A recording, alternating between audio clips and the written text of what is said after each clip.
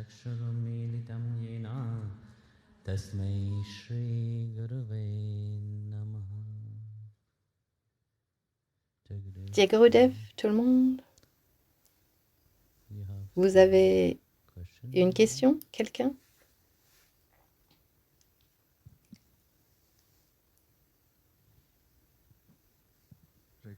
Jai Gurudev Guruji. Je suis juste venue il y a 2 jours et j'étais... Désolée. Je fais toute ma sadhana, mon japa à la maison. Je fais tout ce que je peux et puis j'arrive ici et je réalise.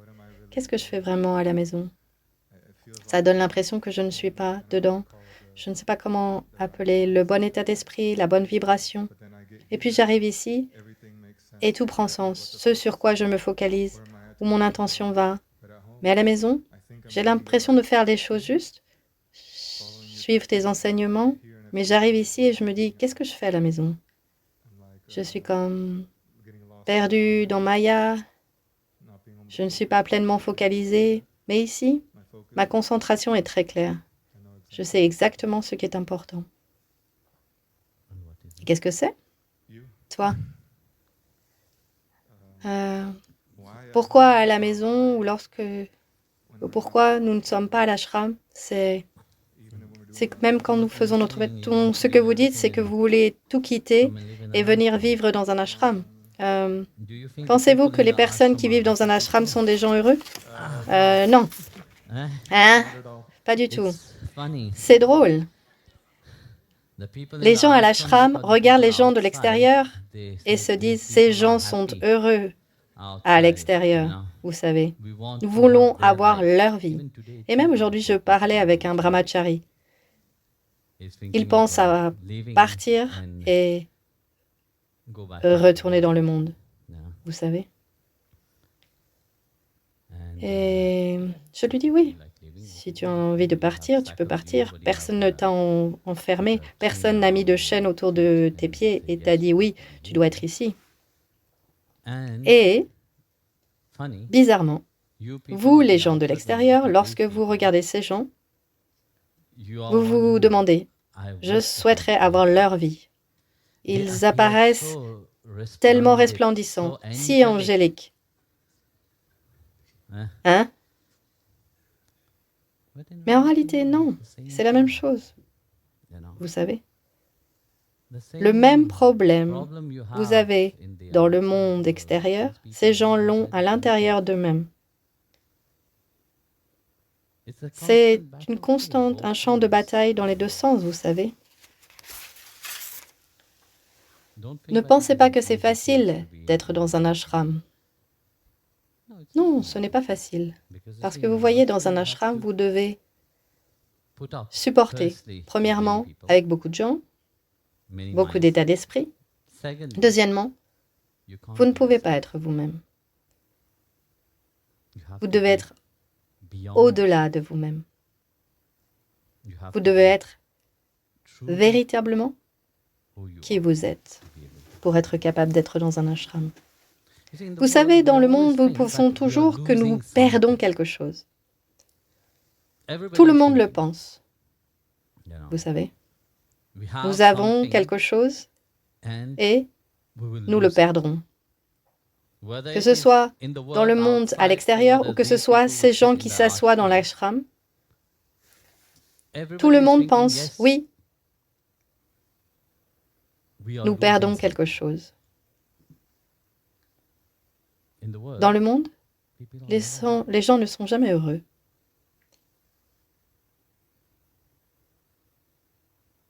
Comment pourraient-ils être heureux alors qu'ils sont constamment en train de penser « Ah, je vais perdre ceci et je vais perdre cela.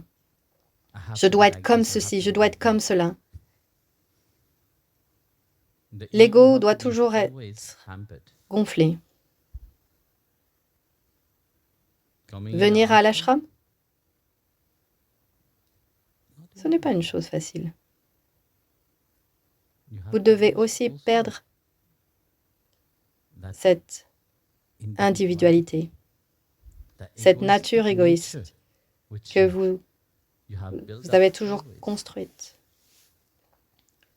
Ce qui est drôle, c'est que la mort viendra un jour et prendra tout. Elle viendra et prendra ce que vous aimez.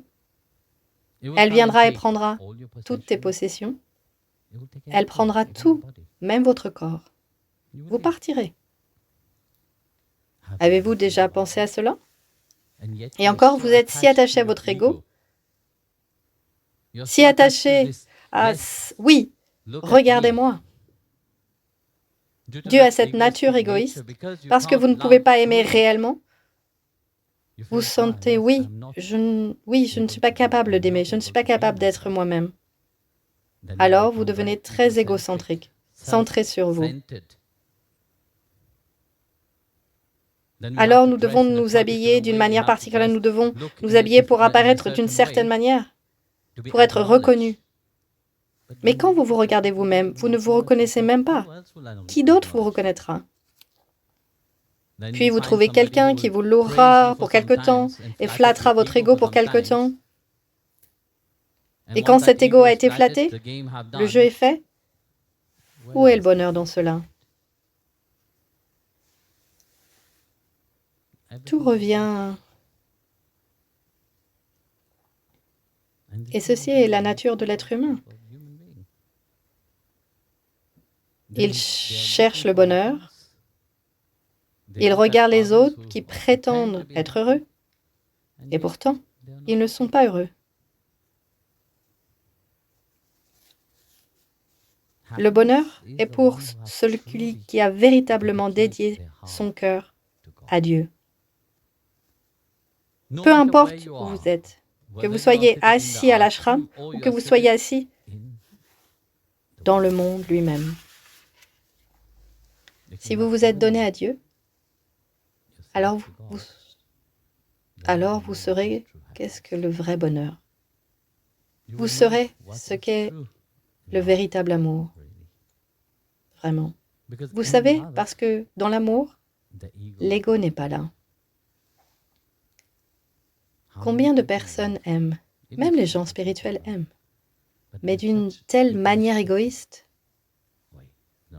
I love, oh Guruji, I love you. Je les regarde. Ok, aujourd'hui tu m'aimes. Et demain tu seras celui qui déteste. C'est la nature des gens, la nature du mental, la nature de l'ego. Combien j'en ai vu comme cela? Ont-ils vraiment connu ce qu'est l'amour? Ce qu'est le véritable amitié? Ce qu'est une vraie relation? Non. Vous connaissez seulement votre seul besoin égoïste. Pour ceux qui se sont réellement abandonnés, ne pensent pas pour un seul instant à leur propre bonheur. Regardons à votre question, par exemple. Vous savez, je me sens heureux à être ici. Pourquoi ne peux-tu pas te sentir heureux aussi à la maison? Peu importe où tu es, le bonheur devrait être avec toi. Vous êtes une personne spirituelle, non? Chaque fois que vous chantez le nom de Dieu, le bonheur devrait être là. Peu importe ce que vous faites, c'est un service, c'est une prière. Le bonheur devait être là. Pourquoi ne pouvez pas trouver ce bonheur à l'intérieur de vous, peu importe ce que vous faites? Il y a des hauts et il y a des bas, des deux façons. Mais ce n'est pas une question d'avoir des hauts et des bas, c'est à propos d'aller à l'intérieur. Et ouvrez votre mental et ouvrez votre cœur. Et devenez sincère avec vous-même. Ceci est plus plaisant à Dieu que n'importe quelle prétention.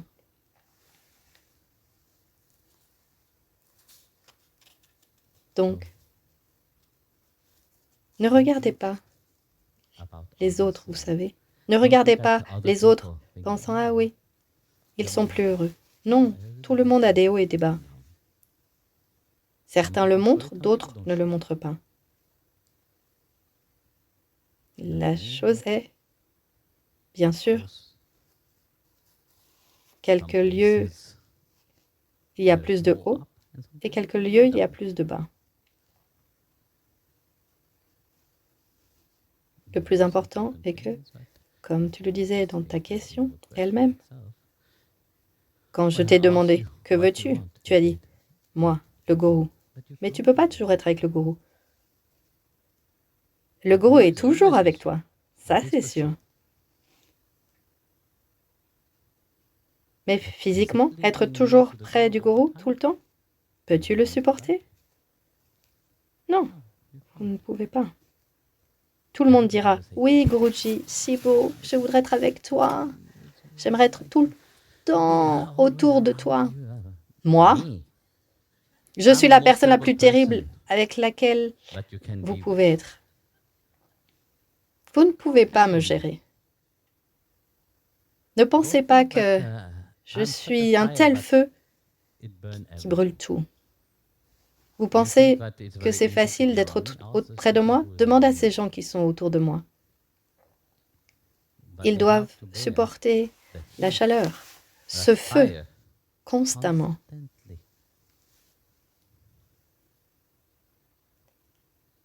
C'est pourquoi ceux qui peuvent le supporter, le gourou garde ses disciples prêts. Ce n'est pas que le gourou aime celui-là plus et celui-là moins. Non, ce n'est pas à propos de cela. Mais ceux qui peuvent, ceux qui se sont vraiment abandonnés, sont ceux qui peuvent être proches. Ceux dont l'esprit s'est transformé, le mental a une certaine clarté, ils peuvent être proches. Ceux dont le cœur appelle vraiment sincèrement, ils peuvent être proches. Comme j'ai dit dans le satsang à Munich, ou quelque part. Le gourou peut aussi être sous la forme de son écriture et être avec vous. Il peut être sous la forme de la sangha. Peu importe où vous êtes, faites une sangha. Encouragez les gens à changer et à se transformer. Le gourou sera parmi vous.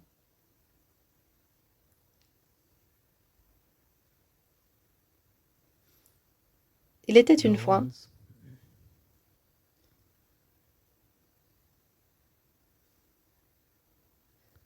vous avez entendu parler de Shivaji Maharaj. Shivaji Maharaj, Chhatrapati Shivaji Maharaj, est un grand roi en Inde. Même les Anglais avaient peur de lui. Donc, mais sa loyauté et son abandon à son Guru Maharaj, qui est Samat Ramdas, était magnifique. Samat Ramdas avait toujours été très cher. Donc les gens autour de lui, les autres dévots pensaient toujours « Oh oui, Samat Ramdas l'aime parce qu'il est un roi. » C'est pourquoi il est près de Samat Ramdas.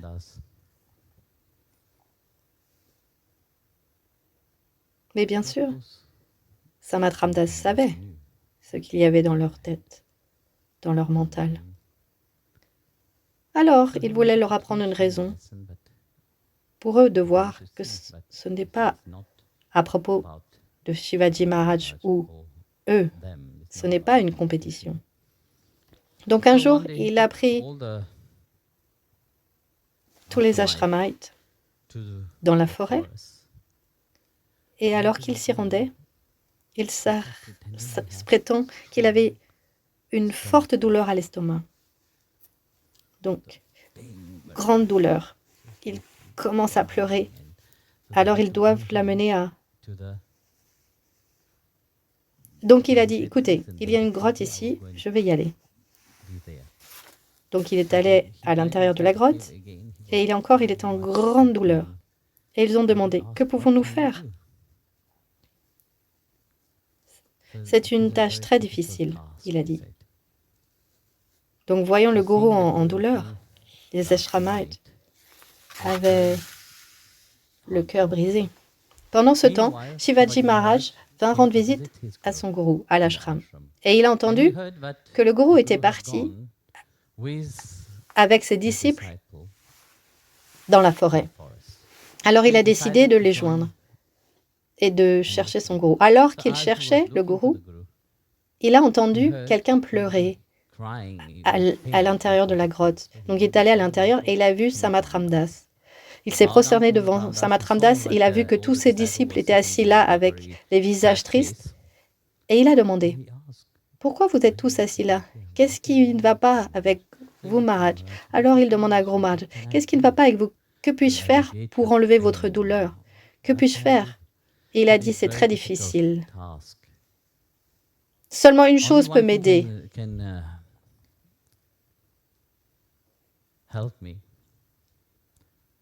C'est si tu obtiens le lait d'une tigresse, mais fraîchement traité.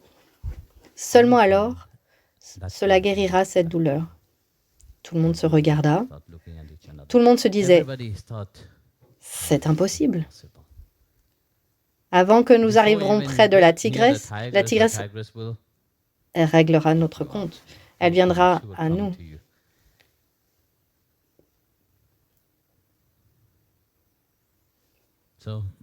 Donc, voyant cela, Shivaji Maharaj s'est levé et a dit, « Guru Maharaj, j'irai chercher le lait de la tigresse. » Et il y est allé. Dans la forêt, il alla aux alentours cherchant. Ce n'est pas comme s'il y avait une tigresse assise là et vous attendant pour vous donner le lait, vous savez. Alors il est allé chercher, mais dans son esprit, ce n'était pas à propos de lui. Il ne pensait pas à sa propre sécurité. Il ne pensait à rien. Il pensait seulement à comment puis-je faire pour mon Guru Maharaj. C'était la seule chose dans son esprit. Son Guru Maharaj était le plus important. Donc, venant près d'un étang, il a vu un bébé, un lionceau, un bébé tigre. Donc, quand il a vu le tigreau, il a dit, « C'est sûr, la maman est proche. » Donc, alors qu'il regardait autour, la maman vu qu'il y avait un homme près de son bébé.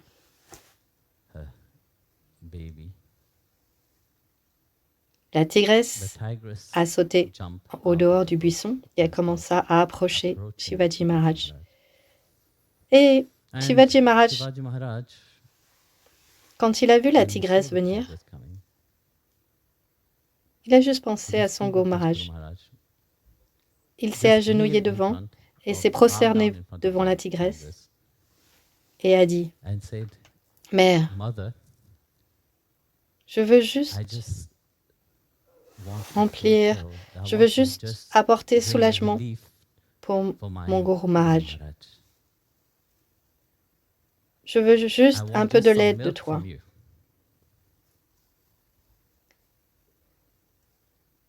La tigresse n'a senti aucune frayeur. Et la tigresse est venue devant Shiva Maharaj. Et Shiva Maharaj a même caressé la tigresse. Et la tigresse a autorisé Shivaji Maharaj de la traire. Donc, elle a pris le lait. Et il est allé à Samat Ramdas. Et il a offert le lait. Tout le monde était choqué parce qu'il pensait que Shiva Maharaj ne reviendrait pas, qu'il serait mangé. Mais il a apporté le lait. Donc à ce moment, Samatramdas a regardé les disciples et il a dit, vous voyez la différence entre lui et vous? Vous pensez seulement à votre propre bonheur, votre propre sécurité. Vous voyez, lui, il n'y a pas pensé. Il y est juste allé et a pris le lait. Et par le pouvoir de l'amour qu'il a et la confiance qu'il a pour son gourou, rien ne pouvait lui arriver. Donc, peu importe où vous êtes, si vous avez cet amour à l'intérieur de vous, que vous soyez à l'ashram ou à l'extérieur de l'ashram, vous devez aimer. C'est ça, l'image d'un dévot. Non pas parce que vous venez à l'ashram, vous venez un faux sourire sur le visage et vous dites « Bon, toi le diable reste à l'extérieur. Ici, je suis très saint. » Vous savez? Non. Donc, soyez heureux dans la vie où vous êtes et faites votre dharma à l'extérieur.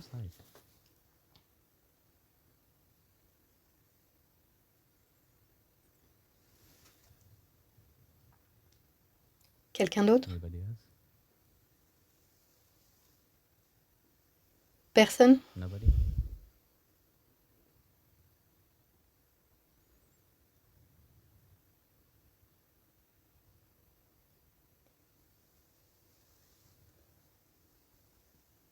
Jai Gurudev, quelle est la qualité que vous voulez voir pour les gens, voir le dévot pour la meilleure manière de vous représenter? La qualité que je veux voir? Bon, d'abord, j'ai une longue liste, si vous voulez savoir.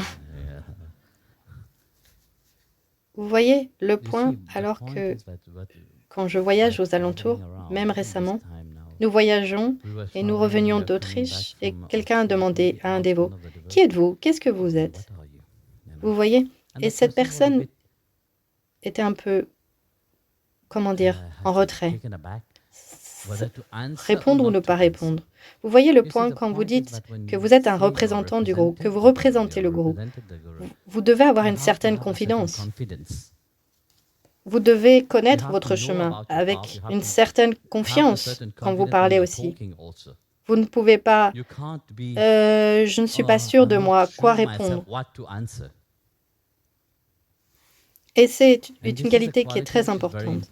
Si vous êtes sur le chemin spirituel, sur ce chemin, vous devez le connaître. Si quelqu'un vous demande, vous devez pouvoir répondre. Et ne vous pouvez pas être « oui, non, oh, peu importe ». Non, qui s'en soucie au diable, les gens? Ils vous demandent, vous devez dire.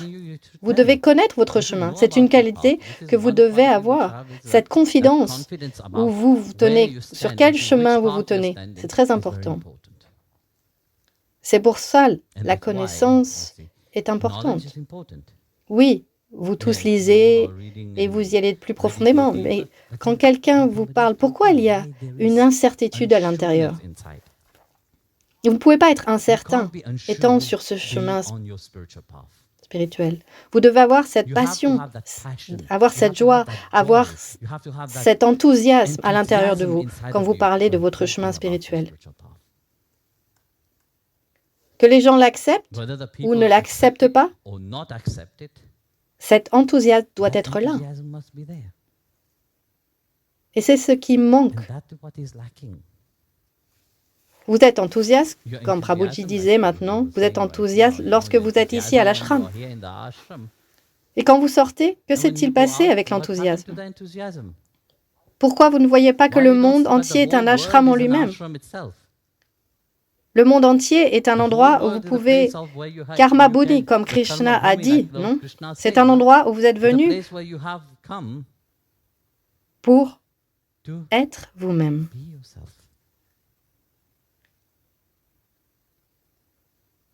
Donc, c'est cela So qui est that important. is important. Et si vous êtes If incertain you à are propos de unsure ça, about it, then eh bien, devenez un become ermite. a hermit. Allez dans une grotte. Go in a cave. Enfermez-vous. Close yourself. Mais si vous avez But cette if you have that volonté à l'intérieur de vous, eagerness inside of you, you are vous êtes pleinement sur votre fully chemin lui-même into your et path vous le itself connaissez, and you know about alors it. pourquoi vous devriez vous réfréner vous-même? Je sais que votre I esprit know in voulait your que je mind dise, you wanted me oui, to je say, veux la qualité yes, I d'amour. want the quality of Mais love. l'amour n'est pas But une love qualité is qui not the s'éveille quality comme that just cela. awake like this. Combien de personnes savent How many vraiment people comment truly aimer? know how to love? Pas tant que cela. Not so many. Donc, So premièrement, construisez first, build cette up that qualité de savoir quality of où vous vous knowing tenez where you stand à propos de votre about propre your chemin. own path. Ayez cette Have confiance that à l'intérieur de confidence vous. inside of you. Et si vous avez cela, When you have that, alors tout ira bien. things will be fine. Jai Gurudev. Jai Guru.